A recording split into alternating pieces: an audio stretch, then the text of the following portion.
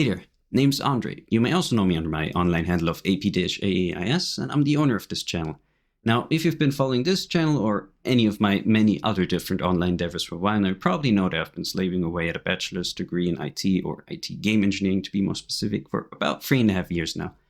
And this video is actually very much about my bachelor's degree because I'm very, very pleased to announce that it's done. It's in the bag and I'm officially a bachelor now.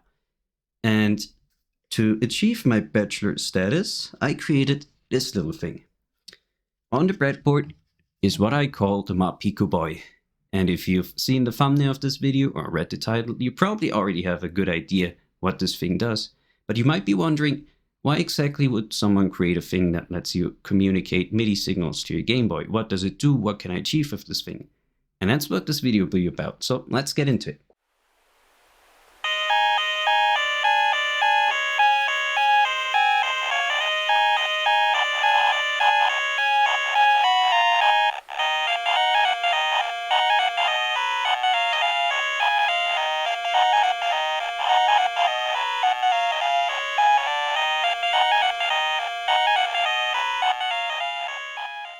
So, the MahPicoBoi, what is it and what does it do? You can see a picture of the breadboard right in front of you, and in its most basic form, all it does is receive MIDI signals and send those to your Game Boy. Now, MIDI, standing for Musical Instrument Digital Interface, is a signal standard from the 1980s that is just there to allow for cross-communication between different digital musical devices. We can use this standard to send notes to our Game Boy, and in a more advanced form we can also use what's called continuous controller signals to basically control different aspects of our Game Boy. If you know a thing or two about the musical history of the Game Boy, you probably already know about a device called the Arduino Boy, created by Timothy Lamb, also known under his online username Trash80. Now, the Arduino Boy very much could be called the grandfather of the MahPicoBoi. It basically allows for the same functionality and some extra functionality, but back in 2008. It was based on the Arduino DC and allowed for 5-volt MIDI communication both between itself and the MIDI ports and the Game Boy. Now obviously since 2008 we've had quite a few advancements in the worlds of microelectronics, microcomputing and microcontrollers. The idea behind the MahPicoBoi was originally to bring the functionality of the Arduino Boy to a new platform. Modern day microcontrollers can be bought for significantly cheaper than the original Arduino Uno family was back in 2008. I ended up basing my project on the Raspberry Pi Pico, a RP2040 based microcontroller that can be bought for as cheap as $4, at least upon release. The RP2040 chip basically gives us all the functionality we need for MIDI signal processing, and in a sense the original Arduino Boy was vastly overpowered for its job. That means this $4 microcontroller actually gives us all the functionality we need for our project. We can also save ourselves a couple of components because of the built-in LED and built-in boot stop buttons compared to the original Arduino Boy, which required external LEDs and external buttons. So that means we have a cost-reduced and component-reduced Arduino Boy at our hands, though in terms of functionality we are very much lacking behind, as we'll get into later. However, the current version of MahPicoBoi is still fully compatible with MGB and LSDJ and probably any other software for the Game Boy that works with full MIDI via the Game Link port, though I haven't tried anything else. We also, of course, have full support for modern-day DAWs like FL Studio that work as MIDI out controllers. That means we can actually send full MIDI files to our Game Boy if we block the CCs, and the results are quite interesting, as you've already heard.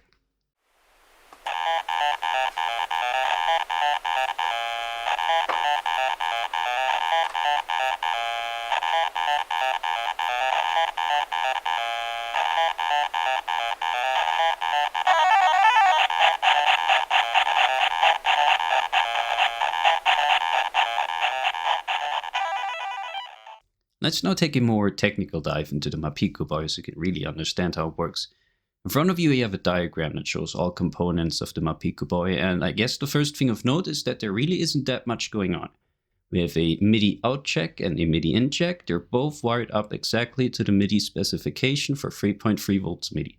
We don't need any 5.5 to 3 volt bidirectional level shifters in our circuit. It's all done in 3.3 volts. In terms of components, we really only need 2 MIDI connectors for MIDI in and MIDI out. We need an opto isolator, either a 6N138 or an H11L1.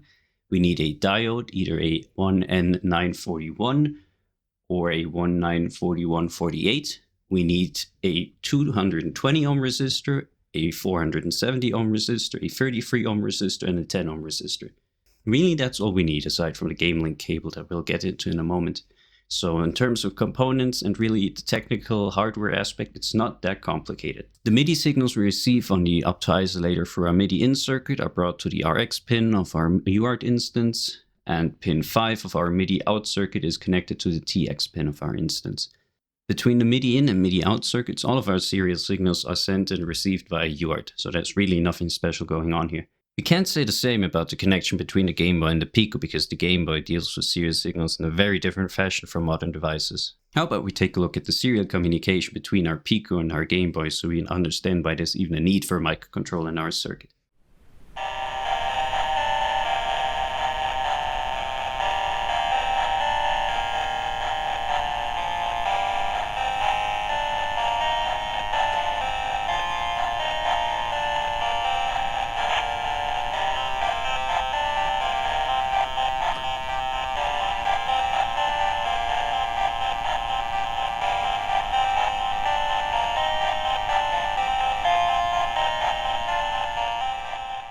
The Game Boy Game Link connector has 6 different pins, though the only ones relevant for our purposes are serial in, serial out, and clock. This picture shows us an oscilloscope view of the Game Boy serial out signal in red and the clock signal in green. We can see that we're once again dealing with 3.3 volt signals, and we can see that there are certain state changes happening. So we have our signals with a high state at 3.3 volts and a logical low state at 0 volts. If we look at our green clock signal, we can see that it usually rests at its 3.3 volt logical high level, though at certain points in time it changes its state to low, 0 volts, and then back up to high. If you look at those pauses between the high states, we can see that our red serial signal sometimes but not always changes its state during these breaks. The state of the serial signal, either 3.3 volt logical high or 0 volt logical low, determines if we send a 1 or a 0. A 3.3 volt high would be a 1, and a 0 volt low would be a transmitted 0. So how exactly does the observed signal differ from modern serial signals? Well, first of all, we don't have a start byte, nor a stop byte, no parity bytes. Since the signal we're looking at has 8 distinct clock changes, we now know that we're transmitting 8 bits of data, or 1 byte. We can also now read this byte out, and we know that we're transmitting a 1, 0, 0, 0, 0, 0, 1, 1. If you know your MIDI signals, you now know that we're looking at the status byte of a note off message for channel 3.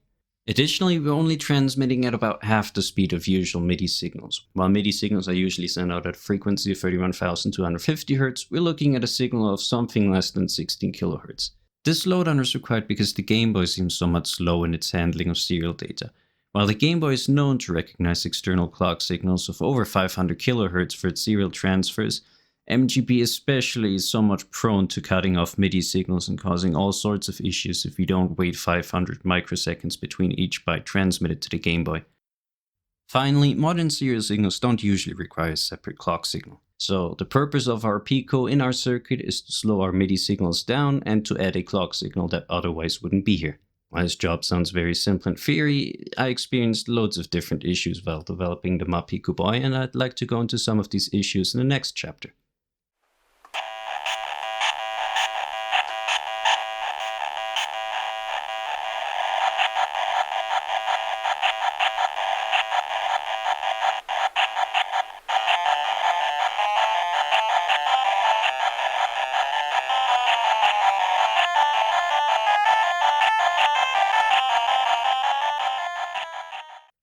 Dev issues. Where do I even begin? I had to deal with a lot of different things while developing this thing. Let's start with the whole 5 volts, 3.3 volts kerfuffle.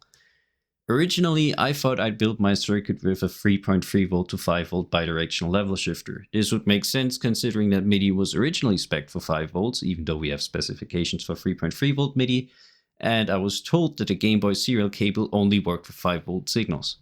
And of course, our Pico only works with 3.3 volt signals, meaning that if we tried sending 5 volt signals to our Pico, we'd damage it pretty quickly. So for this purpose, I bought a 3.3 volt to 5 volt bidirectional I2C level shifter, put it in my circuit, tried getting any signals through it, and nothing happened. Now, at that point, I was pretty much lost because nothing I tried seemed to work, and I'm, as I stated before, not an electrical engineer. By the end of a about 1.5 month long search for issues, I knew I needed an oscilloscope, which was a problem because I didn't have access to any. Luckily, I could ask a friend at the local gun range who had another friend that was willing to rent me one of his oscilloscopes. A very kind deed indeed, because that oscilloscope, upon looking at it at eBay, would cost about 700 Eurobucks. With the oscilloscope at hand, I quickly noticed that all of the signals I was sending through the level shifter didn't actually arrive at the other side. Upon googling the issue, I quickly found out that UART signals apparently don't play too nice with I2C level shifters. In an attempt to rectify that issue, I next bought a level shifter based on the Texas Instruments TXS0108E chip, which also turned out not to work. I'm not exactly sure why it didn't work. I believe it has something to do with timing issues between the serial and clock signals of the Game Boy, but whatever the case, I couldn't receive serial signals on the Game Boy. This was cause for further investigation with the oscilloscope, and I quickly found out that there was a very weird issue going on with the signals sent out by my Pico. While my signals were rising just fine, the fall-off times of my signals between logical high and logical low was so long that they never actually reached the 0-volt level. I tried finding a remedy for the issue, but found that nothing would work except for changing the pins. I'm still not exactly certain what's wrong with those pins, but I just avoid using them now. So, with the fall-off times of my signals fixed and my signals now looking better than ever, I once again tried sending them through the Texas Instrument level shifter and quickly saw that nothing worked again. Out of sheer frustration, at that point I simply tried connecting the serial and clock signals of my Game Boy directly to the Pico, and they worked. I'm not exactly sure why that is. All sources I found online on the Game Boy serial connection talk about this Game Boy needing 5-volt signals to work, which would also make sense considering the Game Boy is an entirely 5-volt architecture, but to my knowledge it works perfectly fine. In fact, it works perfectly fine with all Game Boys that I've tested. What's even weirder is that the Game Boy even seems to be sending out 3.3-volt signals through its serial out connection back to my Pico. Again, I'm not certain why this would work or why this is the case, but such is life. So at that point I actually knew that I could work with 3.3-volt signals across my entire circuit, since MIDI has an actual specification for 3.3 volts. The removal of level shifters actually seemed to remedy most of my issues, and before long I was looking at a device capable of sending the first data to my Game Boy. However, when sending the first MIDI data, I received nothing useful on the Game Boy. With me again having no clue what was actually going on and what signals my Game Boy was receiving, I luckily quickly stumbled upon Erin Julian Knight's GB Serial Link Debugger, a software that lets you read out the data received at the Game Boy serial link port directly. Thanks to the Serial Link Debugger, I quickly figured out that I was actually receiving no data at my Game Boy whatsoever, and upon investigating the issue, I quickly found out that I was sending my signals into the serial in port like an idiot. So upon switching the serial in cable with the serial out cable, I received my first data. During the investigation of this issue, I also tried connecting the Texas Instrument level shifter once again to my circuit, but whenever I did, the signals received at the Game Boy were completely jumbled. I was also receiving way too much data, which to me signals a very unstable clock signal. So the most stable result was achieved with not a single level shifter in my circuit and everything working with 3.3 volts. This was actually great news because it not only saves us a component and some jumper wise, but also not insignificant amount of money when building the MahPicoBoi. Before long, I received the first working MIDI signals on my Game Boy, and once that happened, the actual software side of the development was pretty easy to deal with. Of course, I still had to deal with several different limitations that I'd like to go into next.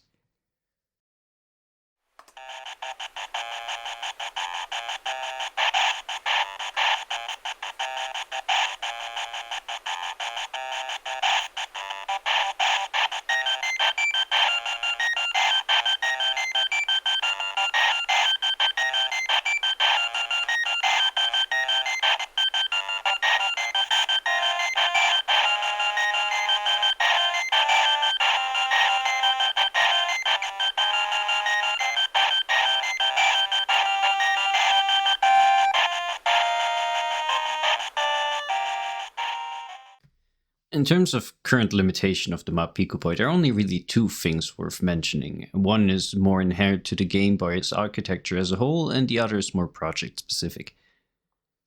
The first limitation is the Game Boy's APU itself, which only has 4 different generators for creating sound. Those are 2 pulse wave generators, 1 modular wave generator that also serves as a DPCM sampler, and 1 noise channel. Meanwhile, MIDI was spec'd for 16 different channels, all of which could have any instrument possible assigned to them. That means if we want to send entire MIDI files to our Game Boy, we either have to make sure that the MIDI file only uses 4 different channels, or we have to downsample 16 channels into the 4 generators of the Game Boy. This method of assigning up to 4 MIDI channels to a single generator on our Game Boy can actually work sometimes and produce pretty decent results. The obvious problem with this approach is note cutoff. A single generator on the Game Boy can only play one note at any given time. If 2 different MIDI on signals from 2 different MIDI channels follow one after the other, the second note on signal will replace the first note on signal, you'll only hear the second note. In the same vein also follows the problem of chords. A single generator on the Game Boy obviously can only play one note at any given time and not several notes like the MIDI standard channels can. So on the Game Boy, we can only really achieve chords by playing our 2 or 3 notes across 2 or 3 of the generators of the APU. Meanwhile, most MIDI files you'll find on net will of course use chords inside of a MIDI channel. So, out of a stack of several simultaneous notes within a single MIDI channel, the Game Boy has to pick only one. Usually this is the highest note, which actually mitigates the issue somewhat, because if there are several chords playing in harmony with each other, and the Game Boy always picks the highest note of that chord, it usually sounds fine. Although at certain times, and I'm not exactly sure why this happens, the Game Boy may also decide to either pick the middle or lowest note of a chord. And whenever that happens, you usually hear pretty quickly and pretty distinctly that the chord progression isn't right. With those obvious limitations of the Game Boy's APU aside, we also have the issue of the Pico itself. Since most MIDI signals are 3 bytes long, we have a buffer of about 5 MIDI signals. If a 6th MIDI signal is sent in series, the buffer overflows. This usually only becomes an issue when a new MIDI file is loaded on a DAW. During the loading process, the DAW will send out all CC signals required for the configuration of the MIDI file at the same time. And since we can only transmit MIDI signals to the Game Boy at about half the rate of usual MIDI signals, this may cause the buffer to overflow. The resulting improperly formatted MIDI signals can cause all sorts of issues. That's why if you look at my code for the MahPicoBoi, you'll see a pretty extensive check for incorrectly formatted and incorrectly timed MIDI signals. Because these improperly formatted messages can cause a lot of havoc, especially if they're CC signals, and because of MGB's rather unorthodox implementation of CC MIDI type signals, I've included a mode to block out all CC signals via the MahPicoBoi. While this means that certain effects like sustains and panning can't be used, it mitigates a lot of issues that would usually arise from playing MIDI files that aren't configured for MGB. Finally, while this isn't a real limitation, you should be aware that compared to the Arduino Boy, the MahPicoBoi in its current form offers significantly less features. While the Arduino Boy offers certain LSDJ modes and also has the MaxPad editor, which allows a configuration of the Arduino Boy on the fly through MIDI signals on your PC or Mac, the MahPicoBoi has no such things. However, if community interest for these features exists, I may implement them or other people may implement them in the future. So with these limitations and disclaimers in mind, let's get into how you can get your own hands on the MahPicoBoi so you can try it out for yourself.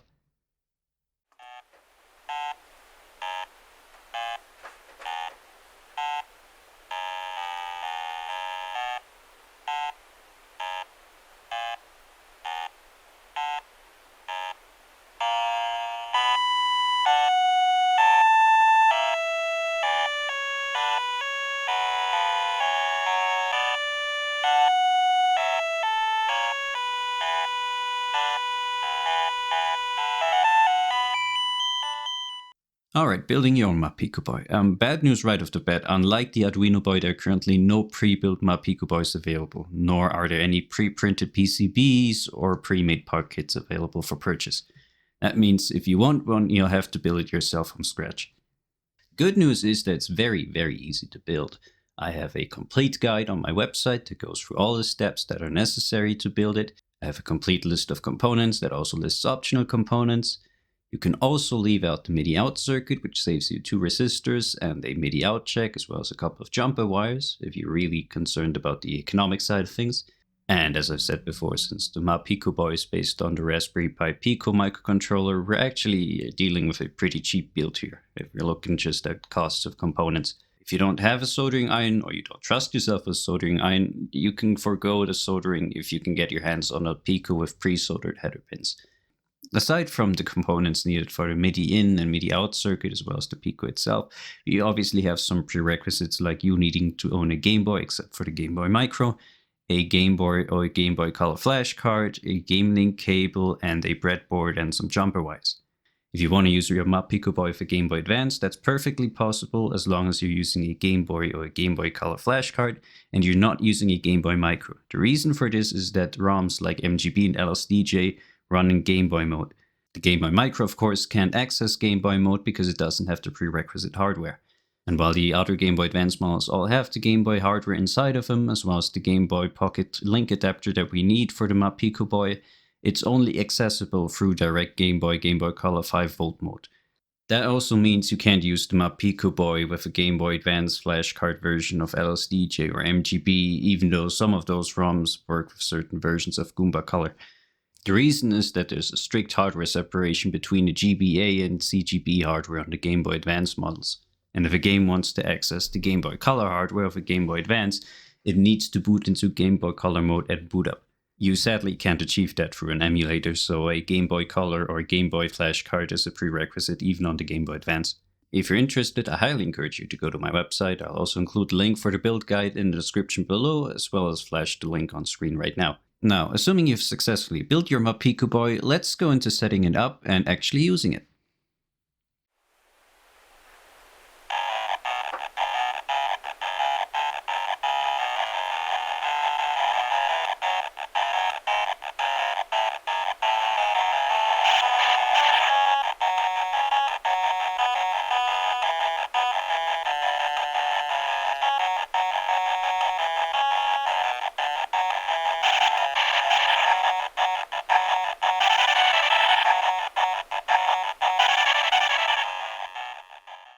Once you have your MahPicoBoi 10, setting up is actually pretty easy for you. You'll have to connect the MIDI out cable with the jack of our MIDI in circuit and the MIDI out circuit jack with your MIDI in cable. Next, you'll have to set up your MIDI source for usage with MGB or LSDJs. Info as to how exactly those devices need to be set up and how exactly MIDI is implemented on those Game Boy softwares can be found on their respective repositories and websites. Then you'll have to connect the Pico via micro USB cable to a PC or laptop or similar. While connecting the Pico to your computer, you should hold down the boot cell button so that when connected, the Pico shows up as a storage device. Once the Pico shows up as a storage device, you can drag the UF2 file that you can find on the GitHub repository onto the Pico. It should now disconnect and start acting as a MahPicoBoi. Now you'll obviously need to set up your Game Boy. You'll need to drag the MGB or LSDJ ROMs onto the GB or GB Color flash card you're using, put the flash card into the module slot, and turn on the Game Boy and load the ROM. With the modified Game Link cable at hand and connected to the Pico, you can now connect one of the unmodified jacks to the Game Link port of your Game Boy. I urge caution during this step, even though there's nothing that can really go wrong here. However, should your Game Boy turn off and you connected the Game Link cable, or should it start making weird sounds, you should immediately pull the cable out again and recheck the circuit you built. However, if nothing weird happens, you're now properly set up for MIDI usage with your MahPicoBoi. As stated previously, MahPicoBoi works with pretty much any modern DAW and any modern MIDI device. The only thing you'll have to watch out for is that softwares like MGB use a very different implementation of MIDI, so you'll have to change the controller settings on your MIDI source to match those settings. While the MahPicoBoi is running, you can also change between the normal and the block CC modes if you wish to block CC signals or if CC signals from your MIDI files are causing issues. To do this, you'll simply have to hold down the boot cell button for a short amount of time and the LED should now start blinking. While it's blinking, all CC signals are blocked. While the LED is statically on, all CC signals are being let through. If you're using a Game Boy version other than the Game Boy Advance SP, you can now also use the 3.5mm aux jack of your Game Boy as a line-in device. You can connect that to a computer and then receive the sounds from the Game Boy directly. In that way, you can now use a Game Boy as a proper sim for your DAW, though you have to watch out as Game Boys are generally known for creating a lot of static background noise when using the 3.5mm aux jack. You can somewhat mitigate this issue by thoroughly cleaning your Game Boy and checking for any shorts on the circuit board, though especially the original DMG Game Boy is just known for creating a lot of static noise. And that's it, the MahPicoBoi is now properly set up and you can use it as a MIDI interface for your Game Boy and do with it whatever you please.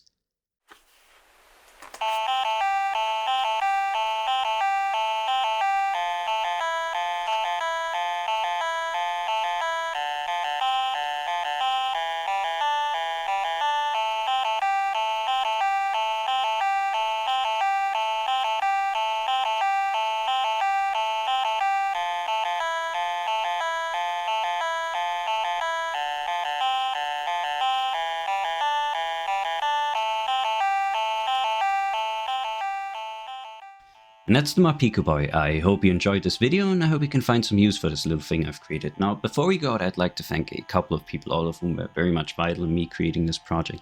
That is, first of all, of course, Timothy Lam, aka Trash80, for his development of the Arduino Boy and his work on MGB. There's also Tony Two-Step, who developed an updated version of MGB. Pretty much all the footage you saw during this video was recorded on that updated version of MGB, since it fixes a couple of pretty critical bugs that MGB sadly has. There's also Erin Julian Neizat, aka RNJN, who created the Game Boy Serial Link debugger. There's the Pandoc group, which documented the Game Boy and Game Boy Color hardware, as well as the GBA Tech group that also documented the Game Boy Advance, DS, and DSi hardware. I also like to thank the people working on GBDK and GBDK 2020, as well as the guys from gbdev.io, all of whom are still keeping up Game Boy development even in the present day. And of course, I'd also like to thank you very much for watching this video. If you have any ideas on how to improve the MahPicoBoi in the future, feel free to send those my way either via social media or to my email address, which is complaints@recani.com.